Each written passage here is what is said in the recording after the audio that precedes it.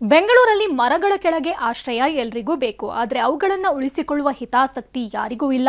3 ವರ್ಷಗಳಲ್ಲಿ ನಗರದಲ್ಲಿ ಕಡಿದಿರುವ ಮರಗಳ ಸಂಖ್ಯೆಯೇ ಆಘಾತ ಹುಟ್ಟಿಸುವಂತಿದೆ.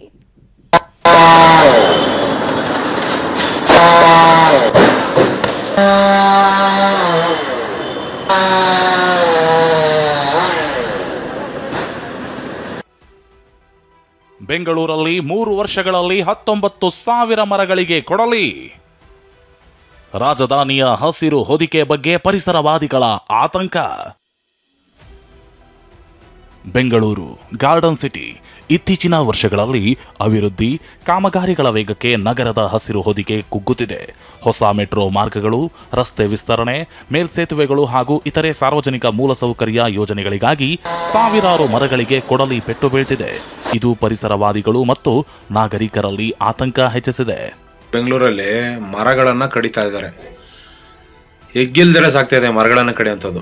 19,500 ಮರಗಳು ಇವತ್ತು ಬಲಿಯಾಗಿದ್ದಾವೆ. ಇವತ್ತು ಇದನ್ನ ಬೆಳೆಸೋಂಥ ಪ್ರಯತ್ನಕ್ಕೆ ಯಾರು ಹೋಗಲ್ಲ, ಹಾಳು ಮಾಡ್ತಾರೆ.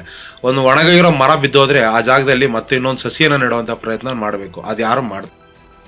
ರಾಜಧಾನಿಯಲ್ಲಿ ಯಾವ್ಯಾವ ಕಾರಣಕ್ಕೆ ಎಷ್ಟು ಮರಗಳಿಗೆ ಕೊಡಲಿ ಬಿದ್ದಿದೆ ಅಂತ ನೋಡೋದಾದ್ರೆ, ಜಿಬಿಎ ವ್ಯಾಪ್ತಿಯಲ್ಲಿ 2023-24ರಿಂದ 2026 ಜೂನ್ ತನಕ ಅಂದಾಜು 19,000 ಮರಗಳನ್ನು ಕಡಿಯಲಾಗಿದೆ.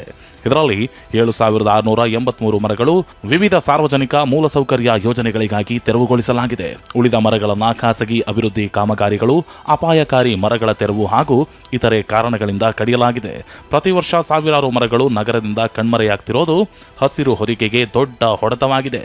ಇನ್ನು ಬೀಳುವ ಹಂತದ ಅಥವಾ ಅಪಾಯಕಾರಿಯಾಗಿದ್ದ 1,215 ಮರಗಳನ್ನು ತೆರವು ಮಾಡಲಾಗಿದೆ.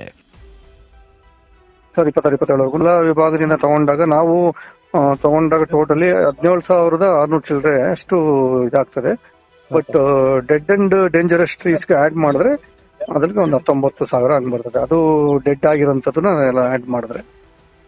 ಅಭಿವೃದ್ಧಿ ಯೋಜನೆಗಳು ಅನಿವಾರ್ಯವಾದರೂ ಪರಿಸರ ಸಂರಕ್ಷಣೆಗೆ ಆದ್ಯತೆ ನೀಡಬೇಕಿದೆ. ಮರಗಳ ಹನನವನ್ನ ಸಾಧ್ಯವಾದಷ್ಟು ಕಡಿಮೆ ಮಾಡುವಂತೆ ಪರಿಸರ ತಜ್ಞರು ಜಿಬಿಎಗೆ ಒತ್ತಾಯಿಸುತ್ತಿದ್ದಾರೆ. ಲಕ್ಷ್ಮೀ ನರಸಿಂಹ, TV9 ಬೆಂಗಳೂರು.